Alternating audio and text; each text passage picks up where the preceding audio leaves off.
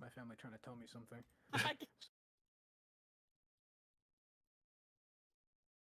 My gift.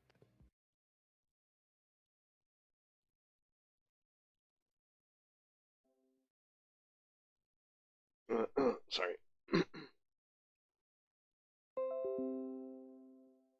Oh no. What did you I don't get? even know What he did you get? I want to save it. I want to hear other people's gifts. Oh, okay. Well, you want to know what I got? Mine was exciting. Sure, what'd you get?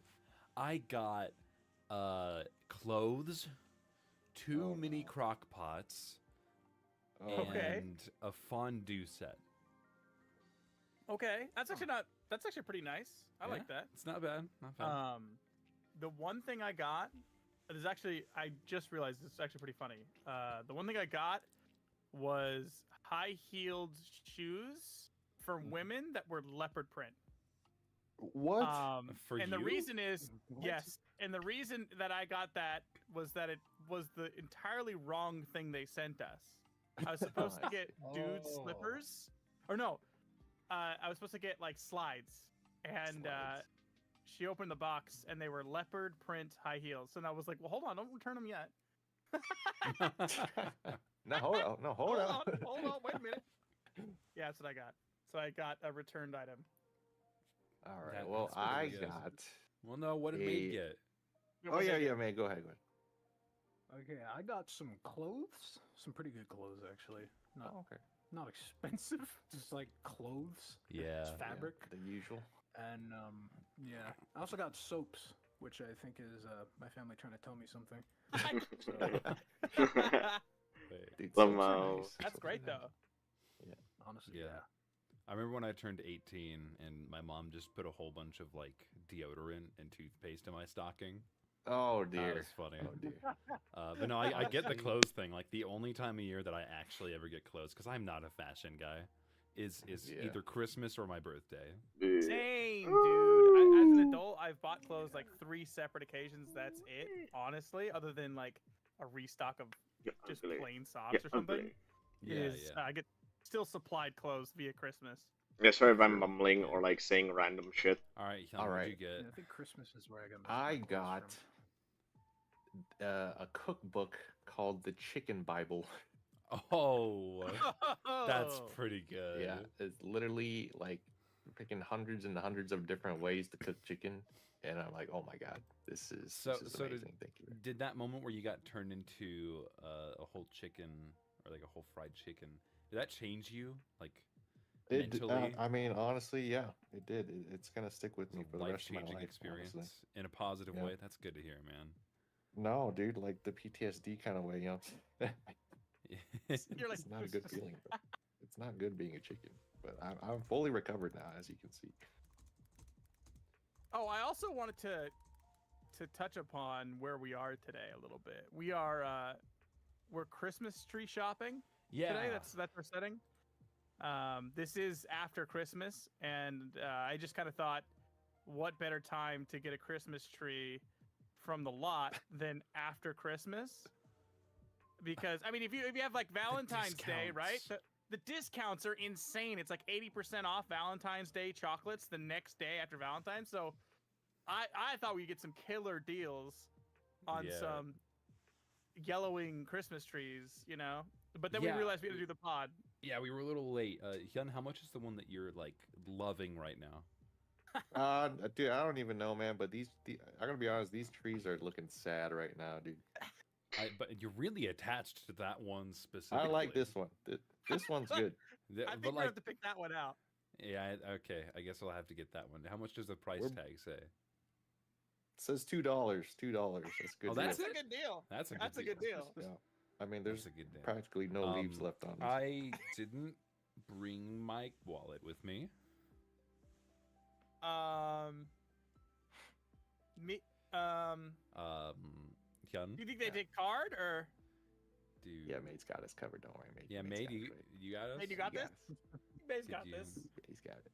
Is that like Oh. chill? Is that okay? It's pretty customary for the guests to Yeah. buy the Christmas trees on the Yeah, podcast. yeah. Let's get a tree. All right. Oh, dude, I was reading the chat. Dude, people have been getting some crazy gifts, dude. Oh yeah, I saw someone One said they got dude- a MetaQuest. MetaQuest What? 3, Oh, that's PS5. Man, you guys are living the good life right now. Holy. I don't know someone, if it's leopard print. Kiddo Cat XX got bed sheets, candy, and $500. Imagine just getting that much money for Christmas. Yo! Like, goddamn, Oh my they might have God. won. I'd rather Yo, have bring like me hard into your cash family, than, please. yeah. Like, Yo, man. yeah, invite us next Christmas, man. We'll do a That's an podcast. adult Real, gift. yeah. I like those.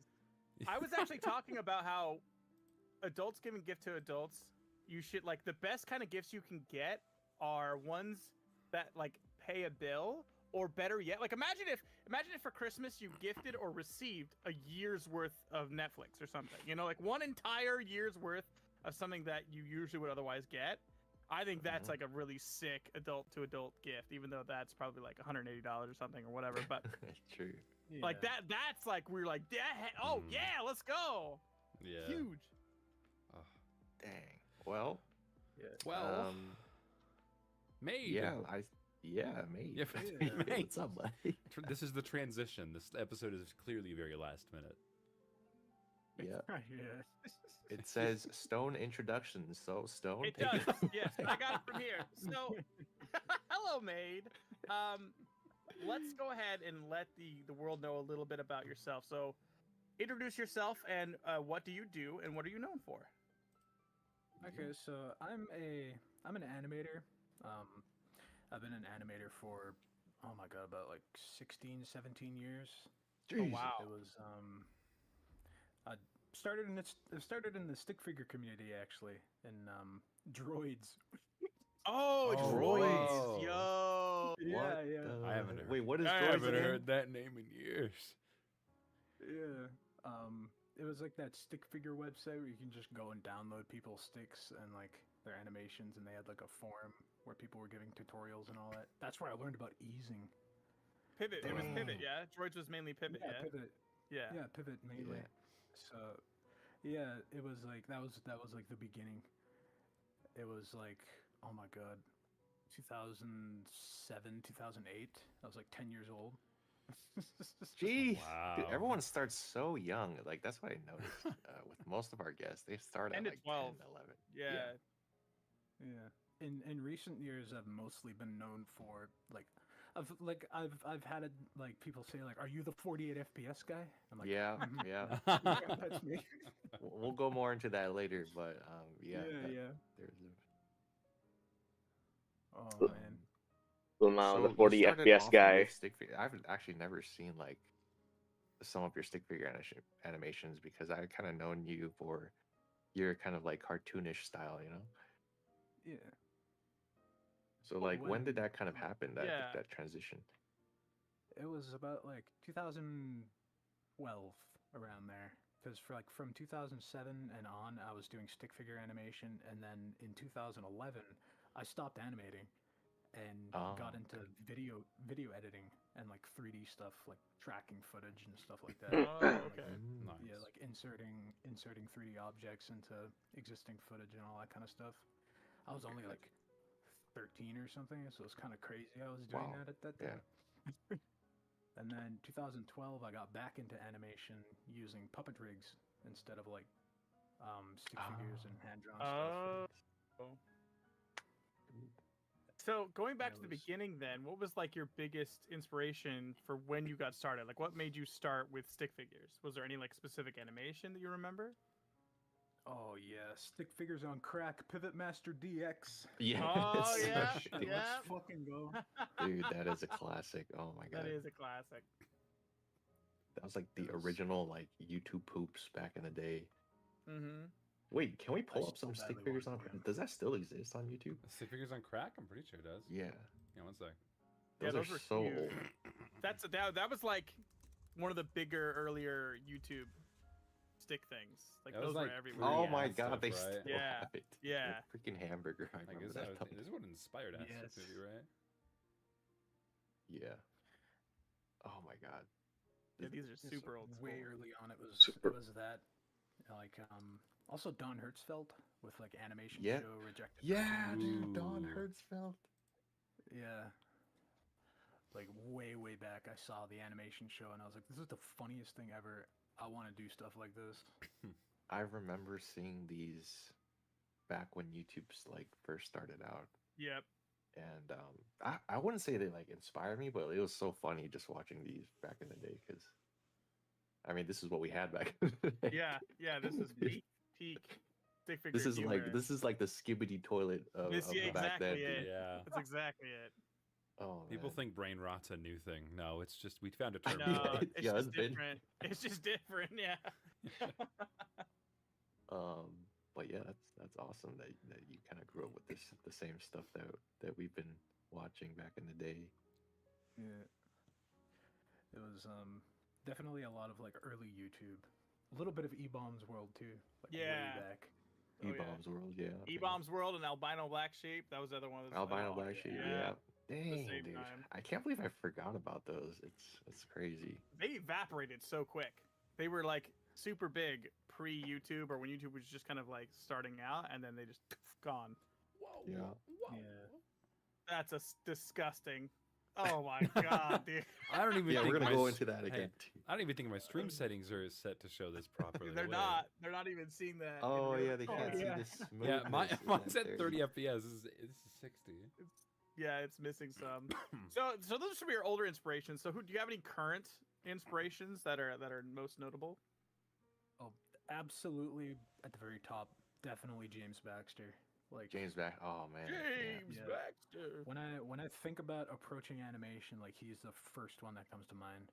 And I always think of like when I'm doing in-betweens, I think of Richard Williams. Richard Williams. Yeah. Dang. He is like he is the brain and I want his kind of brain. I want. I want. Yeah, I mean yeah. these are all like the old goats from back in the day, and Yeah. we're still inspired by those types of guys, Yeah. right? Oh my god, who else is that? Milt Kahl. Holy shit. Milt Kahl is just insane draftsman. Like his shots in 101 Dalmatians. They are beautiful. Yeah, Incredible animation. And I strive to get to that point. that's awesome. Like you don't get a lot of people that are kind of inspired by those old OG animators Yeah. from like 101 Dalmatians and old Disney films and stuff like that. Yeah. Oh, that's That's like cool. so cool. When you look at the really good and really insane animators these days, like some of my other inspirations, like Waylon Jang, like Mhm. Spencer Wan, and like Yo-Yo Shinari, all these guys, their inspirations were these original like 9 old men. Yeah, Yeah. I did hear about that. Like a lot of the Eastern Japanese animators were inspired by the Western the old men animators. I don't know what to call them. Yeah. The 9 old men, Yeah. was it right? Yeah, 9 old men. Those were the They've- guys that wrote the animator survival book, or was it? No, that was Richard Williams that wrote that book, and Ah, got it, he got it. worked with some of the old men. Like the original old men were the ones that came up with the 12 animation principles that we all follow. That like Yes. Oh wow. Yeah. So they and they, they genuinely invented fire for animation. Yeah, pretty much. Yeah. Yeah, like they were the pioneers, and then they came up with the terms and all that, and yeah, and they then laid that the spawned. groundwork. Yeah, and then that spawned the animator survival kit and all that.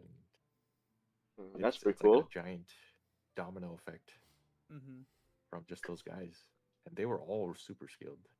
It's kind of Yeah. crazy to think about their skill level even to this day. It's probably unmatched. So this next question I have for you, mate, is kind of like 3 parts. It's how did you join Hyun's Dojo, and are you in any other communities? And how has being in a community affected you? So, Hyun's Dojo, like I remember when I was younger, I'd always heard about Hyun's Dojo, but I never participated in the community. I never joined it. I just kind of saw it every once in a while. Mm. And I think it was sometime in 2019, 2020. I was just scrolling like the public Discord servers, Mhm. Yeah. like, Oh yeah. the Explore thing, and I'm like, oh, Hyun's Dojo, and isn't that like an animation thing? I joined, and as soon as I came in, I started talking more, joining calls, and then critiquing people's animation, helping guide them, and it's like I really like the community because there's people who are like crazy good at what they do, and these people are also coaching this new generation of animators that want to be as crazy as them. Yeah. But dude, you say you found us through the public Discord search thing? I didn't even know that was I've a never thing. touched that. I didn't even know that was a real thing. That's Yeah, me crazy. neither. Because like I remember that option popped up, and then we're like, hey, yeah, I might as well. I mean, no one's probably gonna find us this way, but like, sure, we'll just do it. And, Other options, no but harm that's to it. crazy. How you joined our community because of that. Yeah.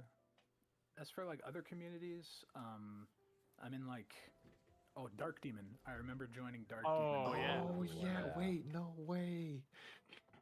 Yeah, because I joined the Dark Demon Discord with my friend Oblivion Fall, another crazy fucking animator. And him and I were just hanging out in there, and this was like I'd never posted anything. I just kind of came in one day and I was like, here's some of my stuff, and I got that elite rank right away, and that was something I'd wanted ever since That's I was awesome. a kid.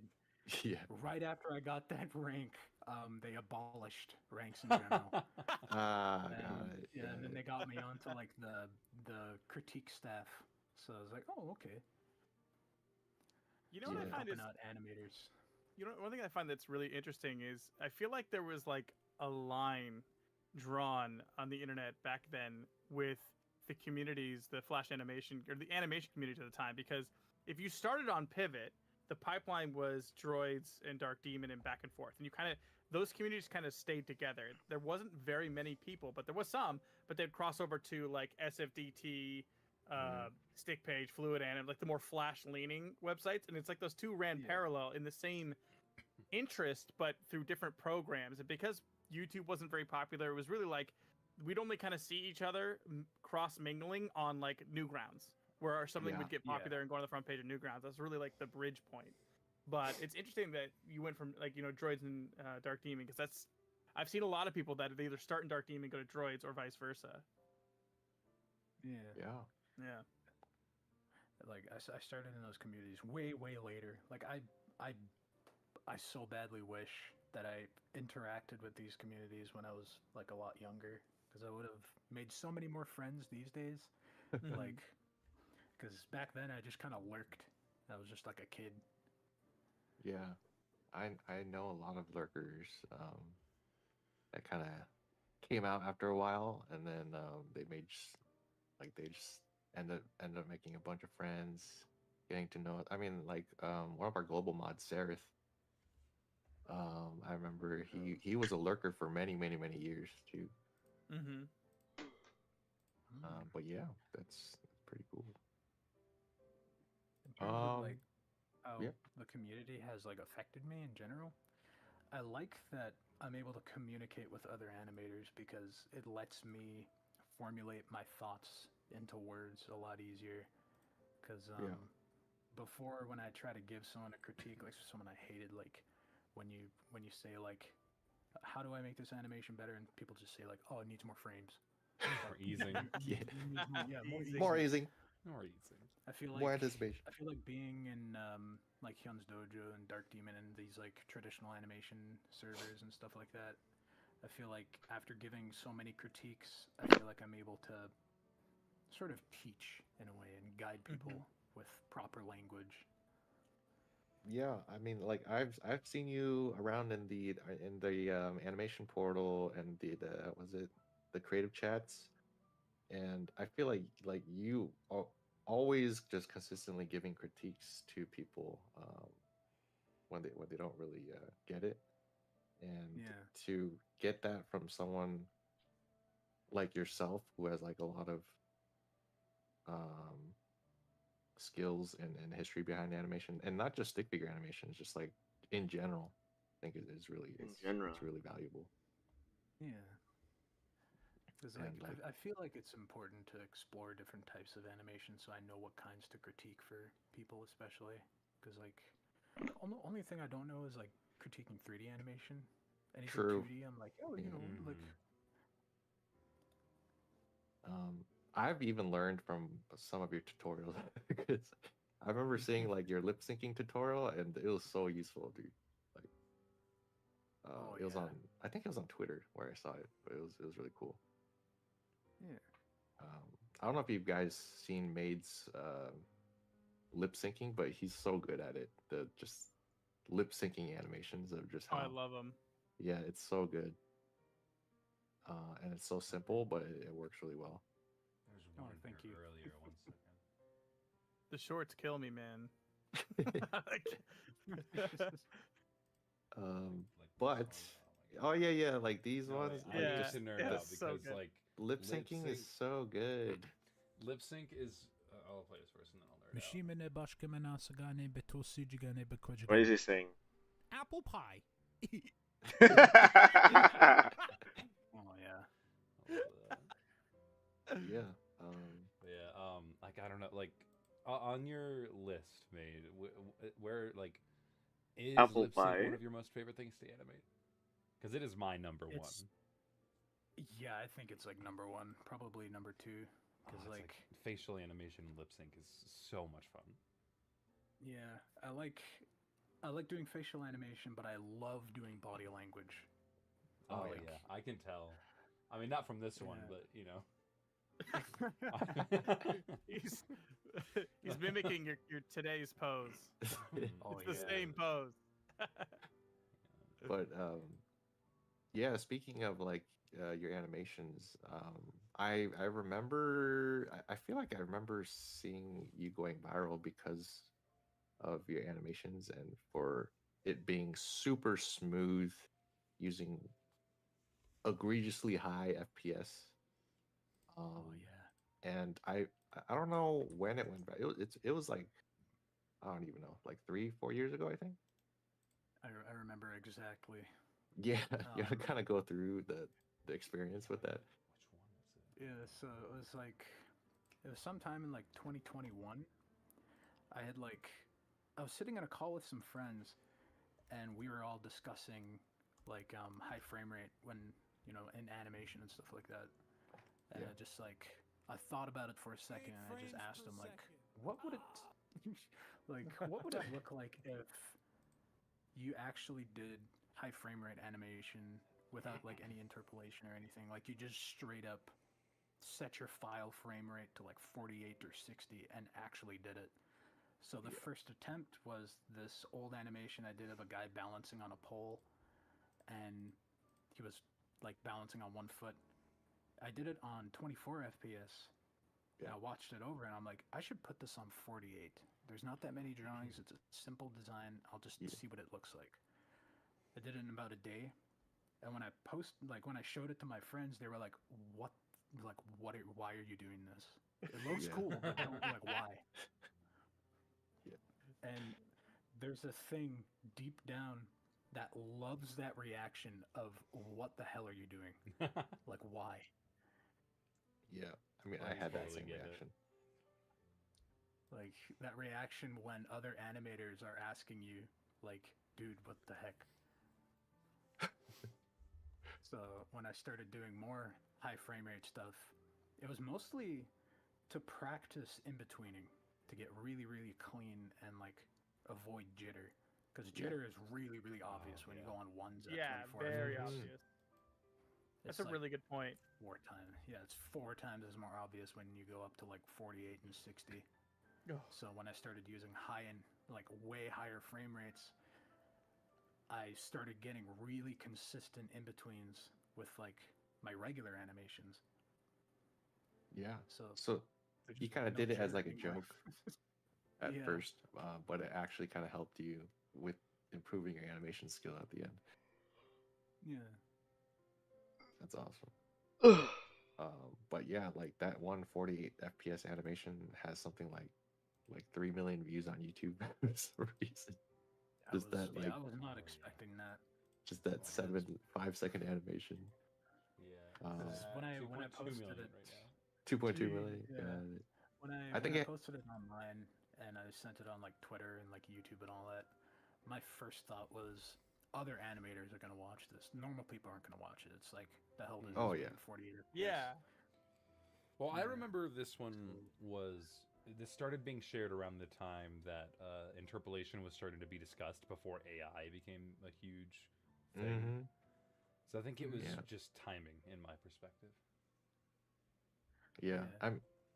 But like that's the thing. Like just the average viewer doesn't understand like how much work it is to do like 48 FPS.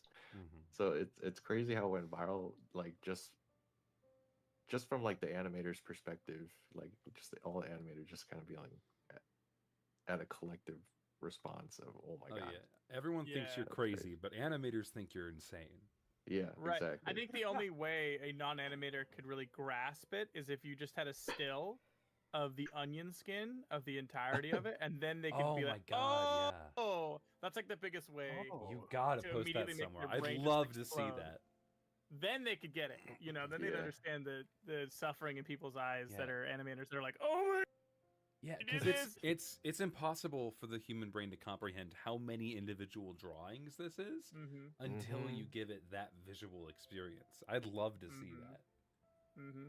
And I got Flash open. Let me post a screenshot in a second. Oh, That's we're gonna get it right now. Okay, one sec. That was one of the most the intimidating things I think of first opening the animator survival kit is that when they would show the breakdown of the varying layers of frame rates on the same thing, and you could see how close it was getting and how intimidating it would quickly get as they would scale more and more in between all of the Yeah. keys they were putting through.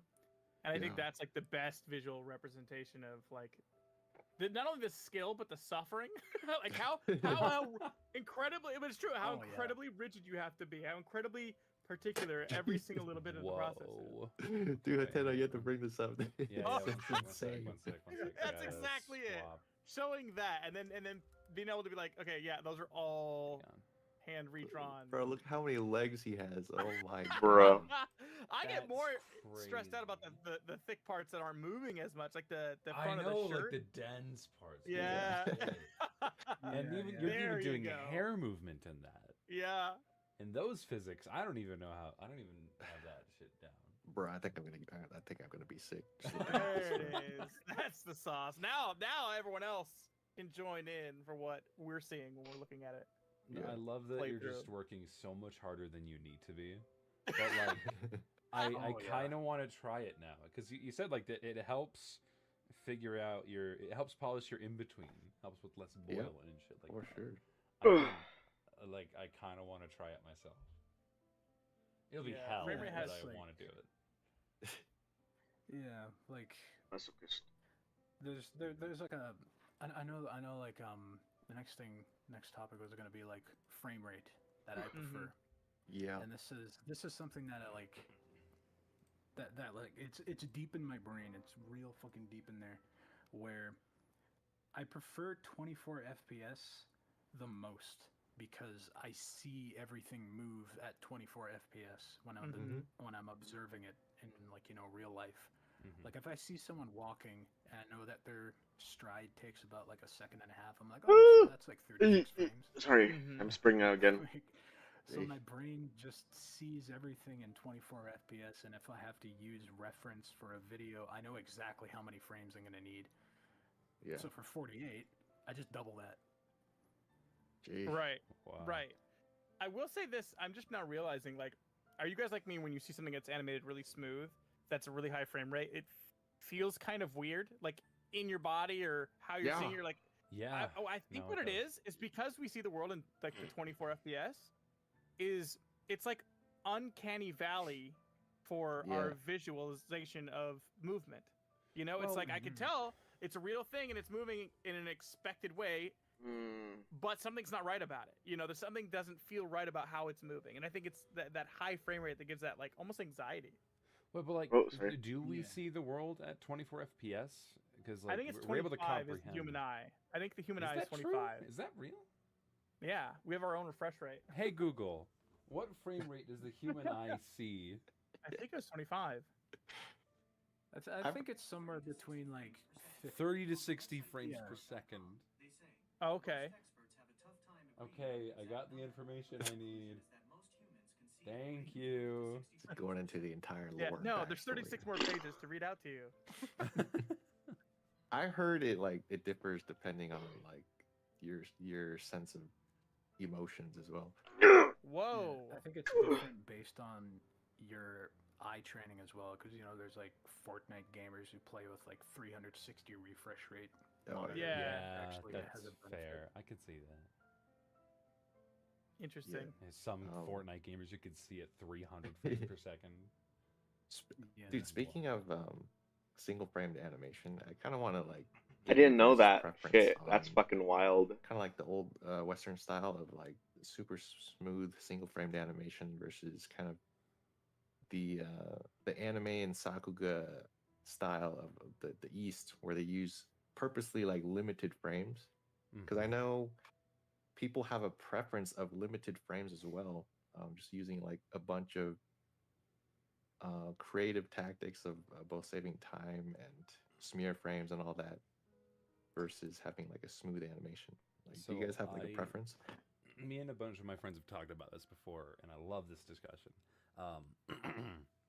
I personally feel like every animator should try making a full animation in singles and making a full animation in like 2s and 3s and maybe 4s, which I think most animators already do that.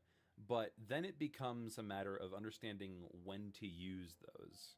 Like when do you use singles? When do you use multis? Mhm. So for me, Yeah, that's a good point. I did this. Okay, I'm gonna pull up an animation, and Keenlaw might kill me later, but I already put it in my demo reel, so it's fine. So, but I did Sure. a high action animation recently for Keenlaw's Ooh. collaboration, and I made it a point to myself to not use any singles. So I'm pretty sure it is like there might be like 1 or 2 singles in there, just because it felt like it needed it. Yeah. It felt a little weird without it, but it is mostly on 2s and 3s, and maybe even like a couple 4s. I gotta be careful to not play the audio from this. Hang on. Because okay, that was close. Let me swap Ooh, this this is out. for the butterfly collab, isn't it? It's for Pass the Flag collab. Oh, Pass the This is Flag. Oh, I've Keenlaw's never heard of collab. that. Don't know when it's coming out. It's already on my demo reel, so sorry, Keenlaw, if you didn't want me sharing it, but here I am. But yeah, this whole thing is mostly on 2s and 3s, and you can kind of tell when you look for it, except for all the obviously tweened motions, like the character movement and the flag is all on 2s. Oh, that's nice. That is cool. But like, it still looks really good and fluid, but it's technically at 12 FPS. Yeah. But it's using that as an exercise to understand when to use certain frame rates and multis and singles, whatever your term would be for it. Yeah. Yeah. What about you, Mayde? Made. My perspective on that is kind of the same. I like being somewhere in the middle where you know when to use one or the other. And I always see new animators doing this thing where they believe everything should be on ones, and they do a really, really slow movement on ones. And I'm like, you could make that so much easier if you put that on 4s and 3s. Yeah. And they're like, but it'll be choppy. And I'm like, choppy doesn't exist. Choppy does not exist. Yeah. And when it comes to like using ones, I'm always using ones for like walk cycles or run cycles and stuff. Really? Like that. Mm-hmm. Ooh. Yeah. Because if the camera's moving, I don't want the feet to, stutter back and Yeah. forth. And then when it comes to like doing regular actions and character acting and stuff like that, I wonder I'm what always ones going mean. I between didn't know about that. 3s, 2s, and 1s. But for 1s, I save for either just smears or really, really important moments of acting. Yeah. So it's kind of like I'm always on 3s. I'm always using 3s and 2s. Mm-hmm. Yeah, like using 3s and even 4s, I feel like is in the right way. Can still make an animation smooth. It's just it just depends on how you use them. I feel like there are some animes out there that you can just tell that it's like it's like too choppy during the action scenes, and you can't really tell what's going on. Mm-hmm. So I definitely prefer like a mix between frame rates, using like singles and doubles during high movement and then going over to like threes and fours and maybe even fives for like subtle movements. Yeah, there was something that like I remember talking about it on Twitter like Sorry, I'm several talking years this. ago, and somebody brought up a good term for it. I used to call it frame modulation, where Uh-huh. when you're doing an animation and you have someone standing and then slowly transitioning into a run and then back to standing, you would kind of like the first thing in my brain back then would to just be like, okay, just do it all on ones Mm-hmm. or like do it all on twos. But I started thinking more about being really economical about it, and this is something I did for the high frame rate animations as well, where Yeah. instead of doing the whole animation on ones or just twos, I would save like I would do almost like a modulation of the frame Ex- rates, where yeah, when yeah, things exactly, moves exactly. faster, that's when it Yeah. goes on ones. And someone called it a frame accordion, and I Wait, think what? that's such an amazing way to describe Ooh, it. That is, Wow. I love that. I like that. Yeah. It's That's all what I do. it's all about making it clear to someone who doesn't animate, in my perspective. Mm-hmm. Mm-hmm. Because Yeah. like if you watch something like say you work on something, you step away from it for a couple hours, you come back to it, play it once, and if you have a hard time understanding something, it might need more frames. Yeah. Yeah. Yeah. It's all about first There's viewing. also that. There's also that. There's this weird thing that happens when you're watching animation. When you watch something moving on ones go to a complete halt, it just feels so wrong.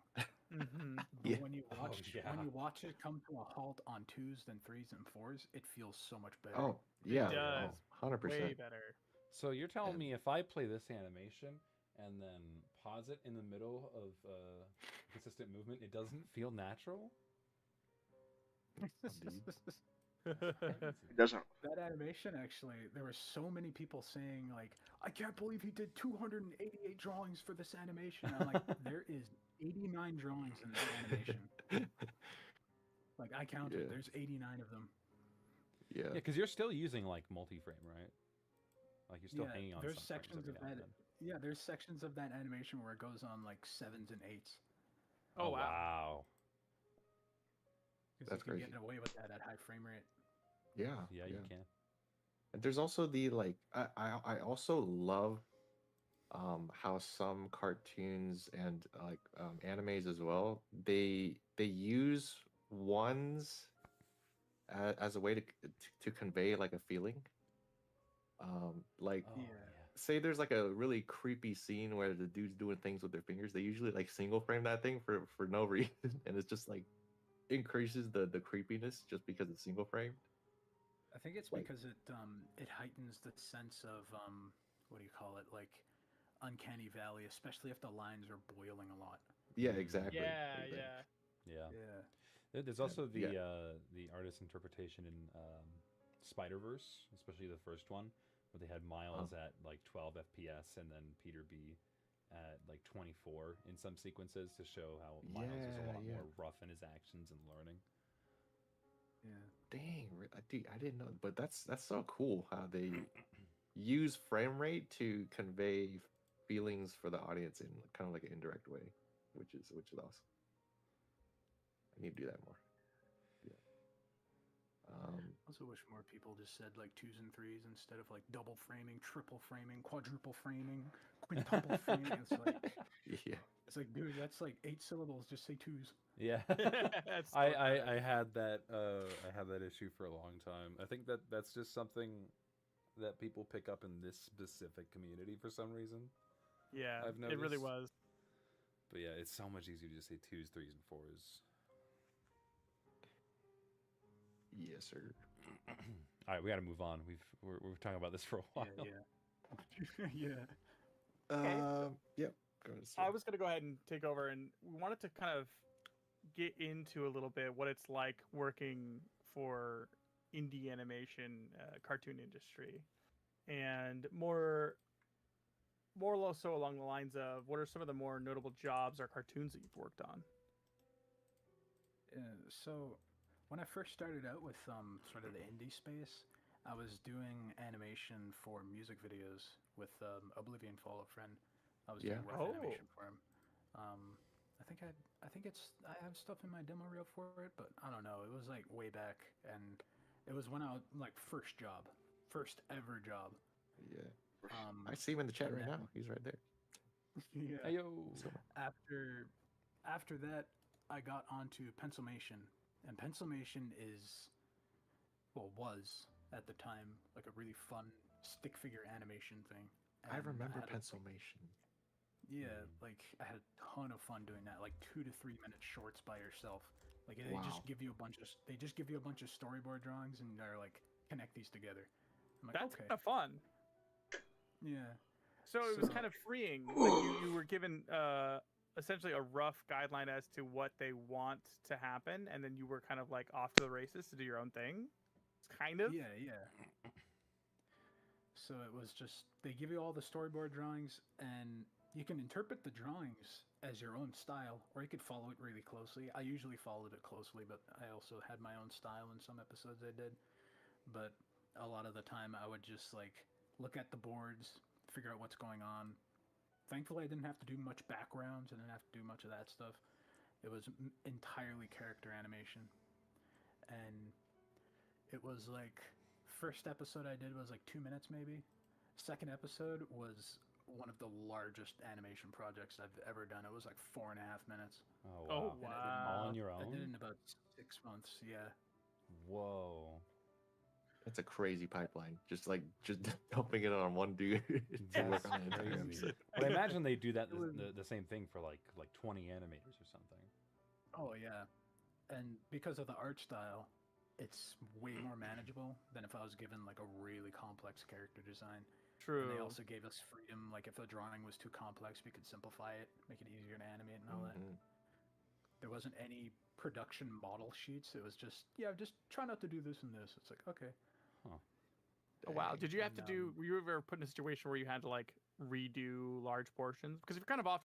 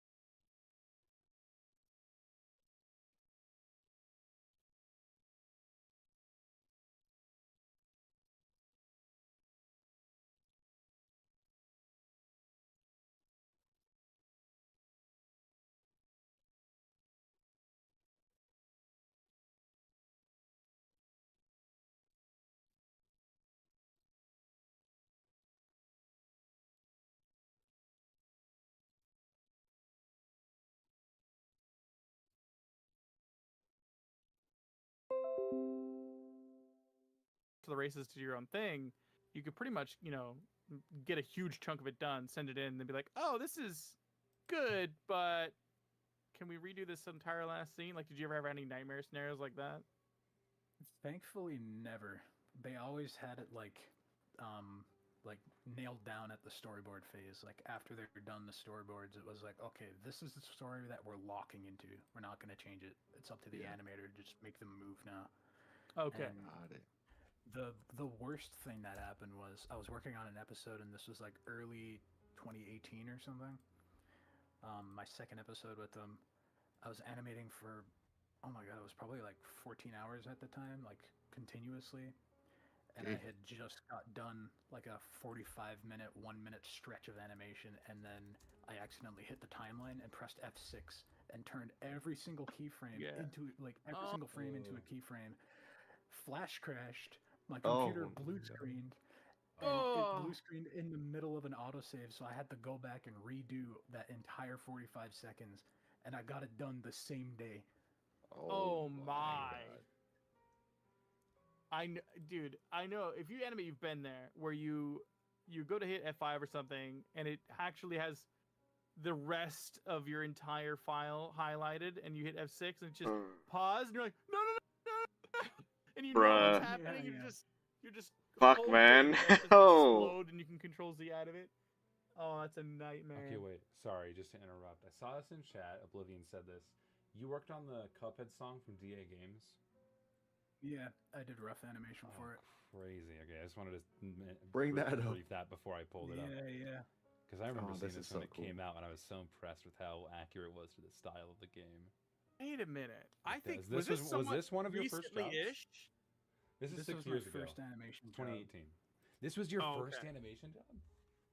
Yeah. That's crazy, because this is so good. Yeah. It was like summer 2017 or something. I wasn't doing anything. I wasn't animating that much. I wasn't hanging out with anybody. I was pretty much just not doing anything. And then Oblivion Fall came out of nowhere, and he's like, "Hey, let's just like talk more and hang out." And I was like, "Okay." We started talking in servers, and then he's like, "I really like your rough animation. Do you want a job?" I was like, "Sure." He gave me like the idea. I like just roughed everything out, and I threw them at him, and he was like, "Dude, like these are good." I was like, "Oh, okay." Wow. It kind of matches though, like with your It's crazy. it kind of like with your style. It kind Yeah. of makes sense that he would give you that job because it's just pretty much what you do. Yeah, that marionette was like really fun to animate. I Oh, didn't do the Cuphead. exiting That thing? was done by this has like probably 3 or 4 animators on this project. Dang.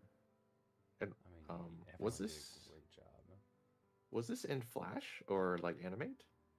100% Flash, 100%. Yeah, 100% Whoa. animate. Oh my god. I don't Like know what how that's version? They possible. did. Yeah, Yeah. I think I this don't- was Animate 2018.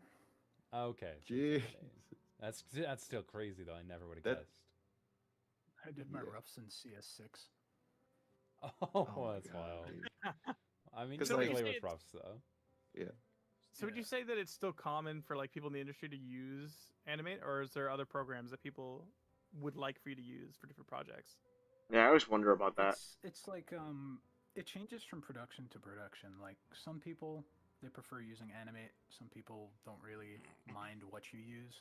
I know like what's that? Aizuken? Wait, what's the The what's intro was the an industry Adobe standard for Animate. like making animations?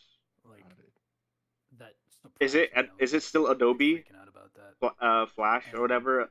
Adobe I Animate. noticed as time goes on, a lot of like studios don't really care what software you use, Really? and Whoa. yeah, unless it's like really specific to like the pipeline. Yeah. Like if it's a Mhm. puppet animation show, you have to use the program to Oh, yeah, use like the obviously. puppets Right. and all that. Makes sense. But if you're doing like hand drawn kind of traditional animation for something, you can use Clip. You could use TV Paint. You could use anything. I've seen people use like paper animation. Wow. Wow. It's just whatever the net result is, as long as the net result matches, Oh wait, whatever As they're long going as you're for. able to give them an image sequence, that's pretty much it. Wow, that's actually really cool. Yeah. Do you have a preferred? What's your favorite? I love using TV Paint, but Really? TV Paint. I so badly wish that everybody just stole the idea of Flash's symbols. Yes. Yeah. there you go. I just feel like it should be universal, like symbols, because it's just so Hang on. good. Taking a break. I mean, break. it's still, Is a lot it of them still patented haven't really Mr. implemented Timelines? the concept of tweening, right? Yeah, like just the idea. Give of me Mr. a 5-minute Timelines break. in Animation software is so Oh my God, yeah. simple and so it's so Incredibly yeah, useful. Oblivion says so OP. Yeah. Yeah. And how come you like TV Paint as over the other animations and softwares? It has really, really good animation tools for hand-drawn stuff. Because as much as I loved doing puppet animation, I liked the freedom of doing hand-drawn stuff. Yeah. You know, when you're using Flash, you don't have much to work with. Like, Oh yeah. you can flip. You can't even flip the canvas. You have to come up with like Yeah. ways to do that. And rotating the canvas didn't exist until like 2018. Yeah, yeah. It's Yeah, and you like, still can't even flip it, right? yeah, you have to I like, don't think you can. That feels you put like such an yeah. obvious thing to add. Come on, Adobe. I came Yeah. up, I came up with a way to fix that just by throwing the whole animation into a symbol and then making a command to flip it. Oh, yes. Whoa. If it works. Yeah. Yeah. And like some of your recent works, I believe you worked on like Monkey Wrench, right? I mean, that's what we're seeing right now. Yeah, that was a few years ago. I met Zarel through Pencilmation, actually. He was a massive animator for them. And Yeah. he just randomly asked me one day, he's like, hey, are you doing anything for the summer? Like, any jobs lined up? And I was like, no. He's like, oh, well, I'd like to work with you on something. And I was like, oh, okay. He showed me the animatic and stuff like that. And I was like, I definitely want to work on this. Oh yeah. And he didn't assign us any shots. Like, we weren't assigned shots. We were able to watch through the animatic and pick them out ourselves. Oh, man. that's Wow, cool. it felt so nice. I'm taking notes. So I watched through the animatic and I kept track of all the shot names, and I was like, "That's one. No, I want that one. I want that one." And I went into the Google Docs and I That's saw it was taken by genius. someone else. That is Yeah. truly an animator designing the pipeline for animators, because if you are doing this, you definitely are going to watch through, and there's definitely going to be sections that are going to spark immediate joy, where you're gonna be like, that I know, Mhm. it's either the right emotions or styles, or the thing that you prefer to animate for that Yeah. section. And having the animators be Yeah. able to just hand pick them themselves is genius, because then you're not going to be handed with a sequence that you're like just struggling through and suffering and having a hard time on, when that Yeah. same thing could be someone else's preferred thing to do, and they would just scream through it. So that's so cool. Yeah. When I was watching through the animatic, I saw the scene with Zach Hadel's character screaming, and I was like, man, that shot has to be taken by somebody. Like, I came into the production like a little late. Yeah. Like, everybody else had already like gotten their shots assigned. I That's fine. joined the like chat and everything, and I saw the Discord, and I joined the document for claiming shots. Nobody claimed it, and I was like, Wow. I hope that they were thinking that I was gonna claim it, because it's such a me shot. That's so cool because yeah, like you said, everyone has their own preferences of what to animate. Less than 2 minutes. So just Yeah. having people claim shots is not only would it be a better experience for the animators, it would probably lead to a better quality animation overall, right? Oh, for sure. Yeah, Yeah. because you get animators animating things that they love. Like, you get Yeah. action And it animators doing shows. action, and you It get really character does. animators doing character animating. Like, oh man, I chose That's so so fun. many scenes with lip sync because it's just so fun. Yeah, I can see that. I am absolutely stealing that. Yeah, that's awesome. That feels like it has to become more standard. But in working for Alan Becker, I can also understand instances where that's not ideal, because there are some animators who like to try to tackle types of animation that they're not really good at yet, but they still enjoy. When there's other animators who can do better. But I do still think there is an extremely high value in letting animators choose what they want to animate in a production. Yeah. So I'll definitely take that Yeah. into consideration for not only my projects, but I might bring that up to Alan even. That sounds fun. So I have one more thing to kind of wrap up the indie animation industry portion, and I think it's going to interest a lot of people in the chat, which is, what are some tips to get into this type of industry? Right. So, when it comes to like getting into like the indie or even just like animation industry in general, don't be afraid to post. Like, don't be afraid to like, oh, there's so many other animators that are better than me. Oh my god, it's like we're all part of the big machine that makes animation move. We all have our own parts of the machine, and we all contribute to making that machine work properly. And it's up to you to find where your part goes. And when it comes to getting into the industry, just don't be afraid. Do not be afraid to just throw your stuff up on Twitter, on YouTube, join Discord servers with other animators in it and share your work. Because I made all of my connections and all of my jobs were through Discord and servers that I joined with other people. Like, I've met people that I never thought that I would even be able to meet in my life just because they were in another Discord server. Got And, it. like, when you go into these communities and, you know, don't just, like, go in, share your work, and leave. You go in and actually communicate with them and be, like, part of their community and interact with them and have meaningful conversations about animation with them. You build this like large network, and with that network it starts like branching off. Mm-hmm. Like if someone sees your work and they're like, oh yeah, I met them in this Discord server. Oh, you know, I'm actually looking for animators right now. Can you give me their Discord? Yeah. It could, Yeah. it could be Yeah. that easy. Yeah, I can speak on that as well because on the Alan Becker team, I'm the one who does a lot of the reaching out and hiring. We've just recently started resorting to just sniping animators from Twitter. Yeah. That's just what we do at this point. And there's also a lot of instances where in this industry, it's a lot of who you know. So Mhm. while posting to platforms does help, the more people you know in any community would also help your chances in getting hired anywhere. Yeah.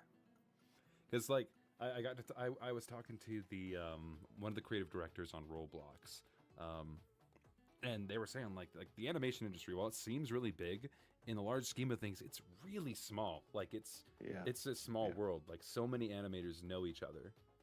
Mm-hmm. Yeah. That is true.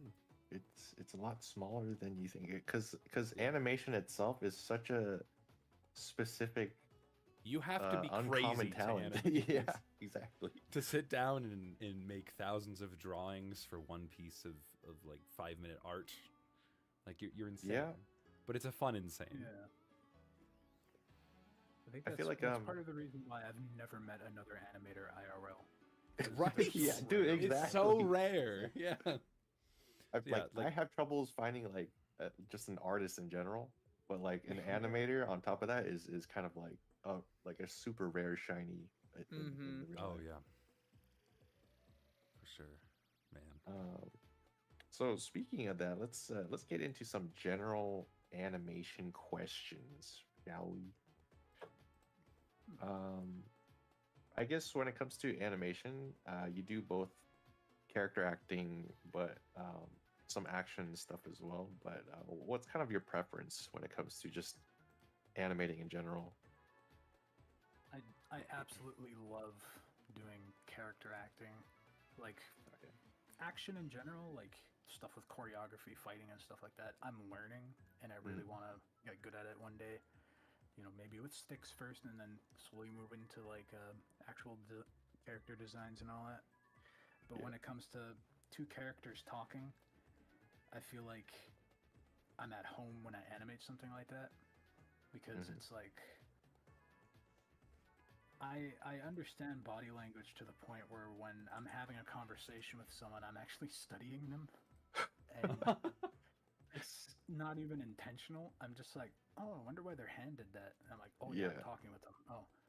And it's just like this thing that's always like in my head where I'm looking at the tiny things that people do, where say someone is going to say something to someone else and they turn. It's not just like their torso turning to them. Like I'm always thinking about like, okay, so they're going to take a step and then they're going to take another step and then we'll see their head slowly turn. Maybe they'll bop their head down. And I'm always thinking about the body language because I love body language. Yeah. That kind of reminds me of like, you know, on like YouTube where they have like those criminal interrogation videos. Yeah. Like they kind of point out like everything that they're doing. If they're like hunched or whatever they're doing with their hands, it kind of conveys a specific emotion. To kind of it gives away if they're lying or not, which is kind of crazy. Like the most subtle little gestures. Wow. Things I never thought we'd talk about on the Dojocast. Yeah, dude. And I love watching stuff like that because Me It's too. kind of addicting, yeah. There was a really, really amazing tip that I heard from an animator on Twitter. I don't even know how many years ago, but it was like when you're doing body language and animating a character, don't keep it all to the face. Remember that the body can be its own face. Yeah. The shoulders are the eyebrows of the body. And the moment I heard that, I was like, oh, that makes so much sense. It Like, does. I It's like that. Mm-hmm. I forget which animator it was. It was like an old guy. But he was showing how much emotions you can show with just hands. And oh, like he yeah. was it was like a YouTube video, but it was he was animating it was just like a body. It was like a blob or something, and he was just animating the hands on top of it. It wasn't even like the arms either. It was just a blob moving around, and then he added the hand expressions, and it just pretty much showed the entire emotion of the character. Mm-hmm. Yeah, Which is so hands, cool. hands are like, if eyebrows are like the, I mean, like if shoulders are the eyebrows of the body, the hands are the lip sync. Oh yeah. Oh yeah, wow, yeah. I agree. That's a great Wow. way of putting it. So what about like I know you mentioned before that you like lip syncing. Is there a good approach on how to do lip syncing? Because I know there's a lot of people that struggle with that kind of thing. I always think about like the kiss method, like keep it simple. Mhm. Yeah. When I'm doing lip sync, I'm never thinking of lip sync first. I'm always thinking of like body language first. I always animate without like the mouth present. I'm always thinking of what are the shoulders doing, what is the language doing, Mhm. and then at the very end, that's when I jump in on doing any kind of lip sync. And I'm always thinking of like only 11 shapes in my head, maybe 8. So it's Yeah. just like closed teeth, open mouth with bottom teeth, and just like it's a really really small chart of shapes that I use in my head Yeah. because you don't need that many. And I always see animators struggling because they use like the L shape for the N, or they just like they're spending too much time and thinking too much about it that the character doesn't even look like they're saying what they're saying. They're saying. Mhm. Yeah. But when you simplify it and just go really cartoony with it and exaggerate, because you know exaggeration is one of the main principles in animation, it becomes more readable and you understand it a lot better. Yeah. What about in regards to like the timing? Because I know I struggle with that personally. Um, just trying to like match Oh. the shapes with the like the keyframe, like the wavelengths of the voice acting. Oh, Is that just kind of like you just kind of keep playing it through, and if it looks natural, then you just go with it, or is there kind of like a system? I have a system where if you have someone talking and you're animating to that dialogue, Yeah. every single time there's a wide vowel or like a big vowel, you know, Uh-huh. like an important part in the dialogue. That's when I draw a mouth. I draw the mouth there, and then as the animation goes on, maybe like 8 frames later, I'll do another mouth because it sounds like an important moment, and I'm just doing these wide open close areas, and it's not even like on frame rate. They're not even in the right place. But afterwards, that's when I go in. It's kind of like pose to pose, but lip sync in general. Really interesting. Interesting. Yeah, and it's like when I'm doing animation like that, like lip sync, I'm always thinking of like what the mouth is doing, what the jaw is doing as well. Yeah. And at the very end, to make the timing a bit better, I have all of the syllables that I need, and then I just go through frame by frame, and I'm thinking, okay, well, this sounds like it should be held for a little bit longer, so I'll put it on a 2. This one sounds like it should be on a 1. And if it still doesn't fit, the greatest thing I learned is to just push everything back 1 frame. 9 out of 10 times that'll fix it. That's brilliant. That's crazy. That's I cool. can't We're so, even. like, No, sorry. Go like, ahead. we're so used to animating things on the dot. Like Yeah. you hear a slap, you animate to the sound of the slap. But if you animate 1 frame before, it's so much better. 1 frame before. Got it. Interesting. Interesting. I mean, that does make sense though, because like when we're using our senses, a lot of it is confirmation for other senses.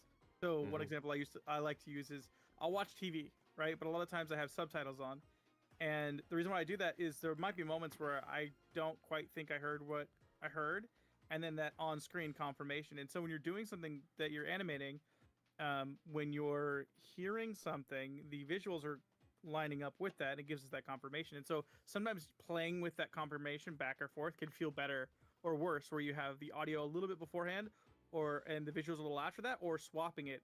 And we're talking about frames here, so it's not like it's 1 second later where it's a awful Yeah. delay. You're trying to sync Yeah. those two things up. So that does make sense because we do that in a lot of other ways for life in general. There's like a tiny analog to the speed of sound as well. Sorry. How it varies very, very slightly. But if the visuals come a little bit before the audio, that always feels more natural than it, the audio coming like before. Yeah. Mhm. So It's stepping like away a it's little like bit from it's like a thing our brains are trained for. Yeah. yeah. Yeah. Stepping away a little bit from lip syncing, another kind of like big thing that we learn early on, and also kind of use as a way to like measure our skill as we evolve, is doing walk cycles. Did you have a hard time learning walk cycles? When I started doing walk cycles, it was I read the Animator Survival Kit first. Like I remember reading over it, and I was like, okay, this sounds easy, and I sucked. 'Cause Mhm. first Naturally, attempt, we always yeah. suck. Naturally. And I was trying to think of an easier way to make it like easy. And I realized that a lot of people get stuck trying to they only animate like the one step, especially with stick figure animation. Everybody does the one step and then they call it a day. 'Cause they Yeah. just read Yep. it slowly. It's so true. I've done it, Oh yeah. But walk cycles, always keep it simple when you're blocking out, because people always want to go immediately straight ahead. But when you're animating like a really grounded walk cycle, just kind of do it on fours. You got your contact position, the crossing position, and then another contact, and then crossing, and it's just keep those 4 drawings, Yeah. and then do in-betweens afterwards. Yeah. Okay. It's like I see people getting so stuck on doing walk cycles, and they either feel like really floaty, or they feel really janky and kind of jittery. Mhm. Yeah. It's like it's because you're thinking too much about like what's going on ahead. Like your volumes are chinging too much because you don't have a reference far enough ahead or Yeah. far Right. enough behind. Right. That makes So a lot when of sense. I'm doing walk cycles. Yeah, like walk cycles, I do like the contact position, and then I go ahead to the other contact position, and then I draw that one because I have a perfect silhouette to reference with the perfect height, perfect width, everything. That's Uh-huh. smart. That's smart, because I can't tell you how many times that I'm definitely one of the latter that you were speaking of, where we just get excited, go straight ahead, right? And I feel like I'm doing so good. I'm going through, and I got my steps in, right? And I'm going to go to my final step, and I play it back, and it looks like he has a one leg is shorter than the other. So he's like up, down, up, down, Oh, up, yeah. down. Like it doesn't look like a natural gait. It just looks like he's shrinking or getting taller Yeah. after every step, and it's simply because of that. Because yes, I might have animated a solid looking first step, and then I animated another solid looking step, but they don't work well together because I didn't actually correlate the first contact and the second contact to be even remotely close to each other. So then it looks all weird and bouncy. Yeah. That makes a lot of sense. That's the thing. Yeah.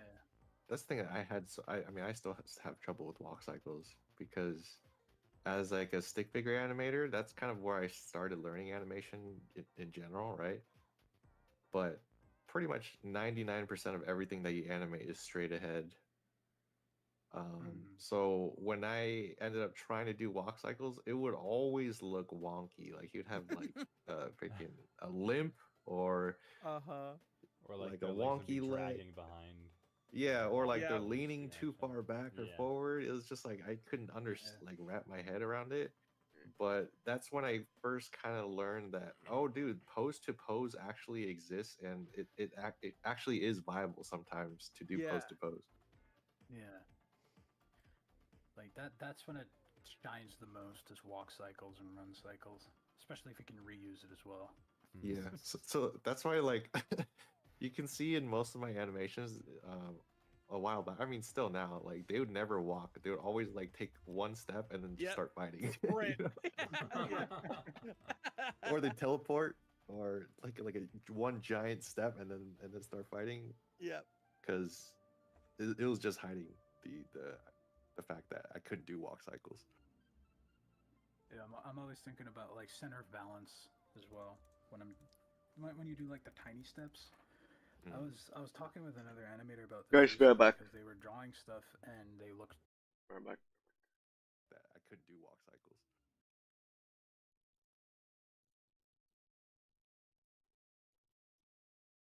Be right back.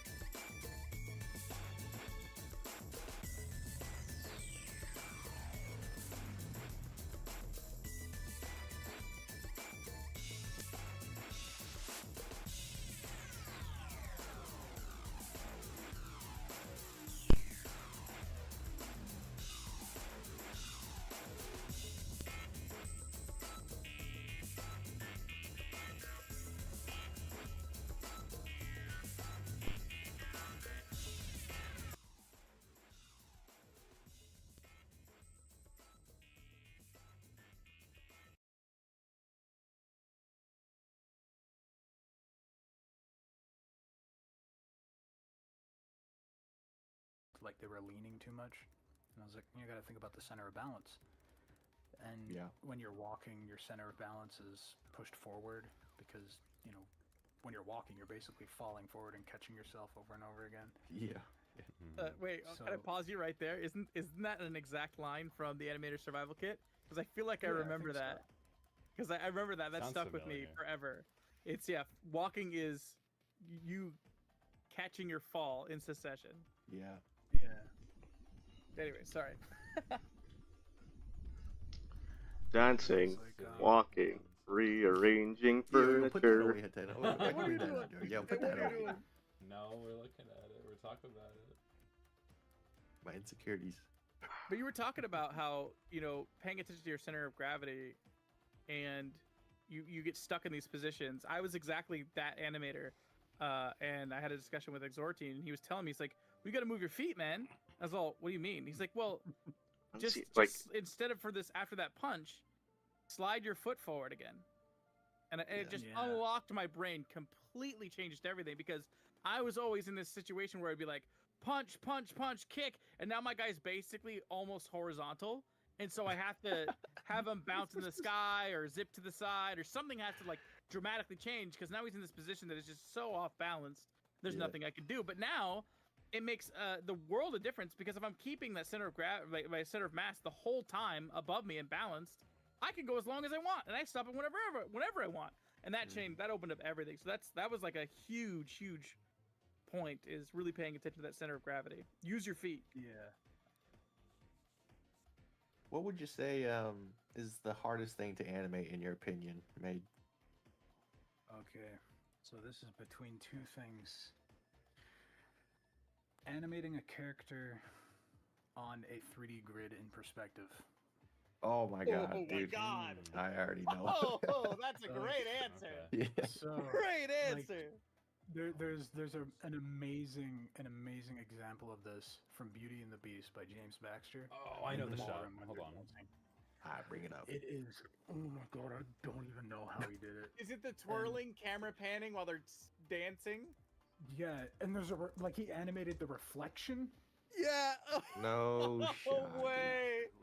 Like that scares me. Like that is the greatest animated shot of all time. All right, hang on.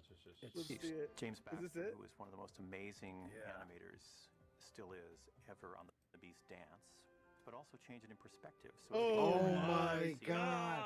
level of Belle and Dude, Beast dancing. I Bruh. watched this as a kid, Human but being, you don't really a mere appreciate mortal, like with what's pencil going and a on piece of here paper until to you're an fill that animator, right? Beautiful Oh, computer It's graphics ball insane. drops from the ceiling down Beast dance. but also How? change it in perspective. The August. It's crazy how he did that, because it was he did it with just a regular ass pencil, some printer paper. He just printed out the back. That's Oh, pen and yeah. paper right there. And every in between is so consistent. It's a Oh. shame and Disgusting in the best Dude, way. I'm gonna get It's sick again, bro. absurd. Yeah. Like, it's not fair. It's so Like, good. I'm mad that I'm not James Baxter. Like, I mean, that yeah, is- he literally that is built the different. the number one hardest thing to do. Yeah. Moving a camera in perspective with moving, like, oh my god, Yeah. it's just While staying And on he's doing model, dress physics. yeah, with all the with clothing. clothing and secondary motion and all that. That isn't. I mean, it almost looks 3D. I would say, like, number two hardest thing to animate is a character approaching and moving away from the camera. Like, Yeah. The blue stick really- figure. really consistency. Oh my god. Oh no, dude. Oh, that's dead. The meme is dead, Stone. Yeah, that meme's dead. Where it stays dead too. It stays there too. I killed it. I killed it on Twitter. Stay It's out. canon event, right? But yeah, I completely agree. Like staying on model with perspective and all that, it's difficult, man, for sure. Like when you have a character getting close to the camera with a wide angle lens and their entire form just looks weird, and then when they're really far away, it looks totally different. And when you animate that, transition in perspective, like a character walking past a camera, like towards and past a camera, I don't even know. It seems impossible. Yeah. think I've seen it like once in One Punch Man, and I was like, how the fuck do you do this? Oh man. So I mean, I guess there's a lot of people watching that are getting started in animation. Is there just like any general tips you would give to those kinds of people that are just starting off? Just animate. Just keep on animating. Exactly. If you don't like what your animation looks like, it's okay to start over. It's okay to just like say, no, I'm tossing this. Let's start over with something else. Yeah. Like, don't be afraid of having disposable animations that you're working on. Like, if you're working on something and it's just not working out, don't waste another like week of your life trying to fix it when you could start over and do something better. Yeah. Mhm. It's hard to do that too. Yeah, because when I was learning how to draw hands, that was my biggest issue. Is I would spend like 15 minutes drawing like the rough of a hand, and I would just kind of look at it, and I'm like, it doesn't look right. And I'd spend the 45 minutes drawing it, like fixing it Oh up. my god. I'm like, it still doesn't look right, and I would spend another hour trying to fix it up. And I'm like, I just spent 2 hours on a single hand. Oh, Yeah. And after that, I started drawing one hand every 10 minutes. And Yeah. after like 10 minutes, like, or even after like 20 minutes, the hands already look good. And at that point, I have 3 hands that I drew. Yeah. I like. That like applies to art too, right? Oh yeah, go ahead. Yeah. Yeah, sorry. I want to bounce off of that. I don't remember who this is quoted from, but it was someone in the community that said, like, if Flash crashes, don't give up. It's just the Flash gods telling you could do better. And, like, unironically, like, that has helped me. Like, I'll work on an animation. I'm like, man, this looks terrible. And then I don't save, and it crashes, and I'm like, god damn it. Then I remember that quote, and then I go back into the file right after, and it's instantly so much better. If you just go Yeah. back and start over. It sounds like a great waste way of to time, look but at that. sometimes it's really helpful to just take a step back, start from ground zero, square one. Also, for new animators, don't be afraid to do like to do the easy stuff. You don't like. I always see new animators jumping directly into the Sakuga, the Utapan cubes, the Sabunga, and like they wanna do all the like crazy effects and the like wanna just make something absolutely like mind-blowingly anime-ish when they don't even know how to do a bouncing ball. Yeah. Right. Yep. And it's okay to start with a bouncing ball. It's okay to start with a pendulum. It's okay to start with that and then perfect it until you can start to see things move in a proper way. Yeah, I agree. I agree with that. So many people are skipping it these days. I It's know. upsetting. Yeah. I know a lot of new animators, and I see their animations, and it's just a sensory overload. There's just so much speed going on, and Yeah. so much anime. Sakuga. It's so exciting to get into. Like, you just want to be that It is. good instantly. It is. Yeah. But animation is a very time-consuming hobby and eventually profession that requires an insane amount of patience. Yeah. So you have to learn that early on Um, if you want to dedicate so much more of your time to it. Yeah, there was like there was something that I told someone in the help chat in the Dojo Discord where they were kind of like, why do my animations not look good? Why are they not smooth? And I mentioned to them like, it's okay to animate something that you don't want to post. It's okay to just animate for the sake of animate, because like out of every single animation that I've posted online, there's 1,000 that nobody has ever seen because I keep animating. Yeah. And when people approach every single animation as if it's going to be a project, that's when you start getting into really bad burnout. That's when you feel like you're not good enough. Right, and that can crush everything. That can steamroll everything. Not only that, it's like there's a lot of new people that get hyper focused, or what's it called, like tunnel vision on very specific movements that don't matter. When they should be focusing on speed and getting the general overall movement. Yeah. I think that's like one of my greatest. I think one of the greatest challenges you can give to someone is, especially one of these newer kind of Sabunga animators, is like animate something with 0 impact frames with zero whips, as in like teleportations. Yeah. Animate something with zero like debris and like impacts from the ground and Utapon cubes and zero flares. Have somebody sit up from a chair and walk off Mm-hmm. screen. Yeah. Mm-hmm. It might be boring, but it does teach you better about like the fundamentals. That is Or for sure. There's Or nothing more impressive than an animation of the most mundane thing. Yeah. or you might find out that you really love animating it. Yeah. Like I've been into action animation for many years, and in this last year, I posted my demo reel, and I noticed like all my animations were pretty much character acting focused, and I had so much more fun with animation this last year.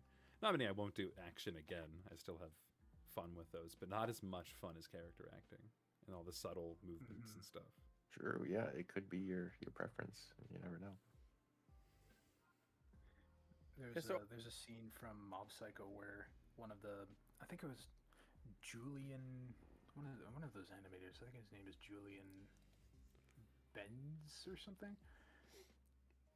He animates one of the main characters walking up some stairs and towards the camera and passes by the camera. Oh, And That's another hard thing to animate. Stairs.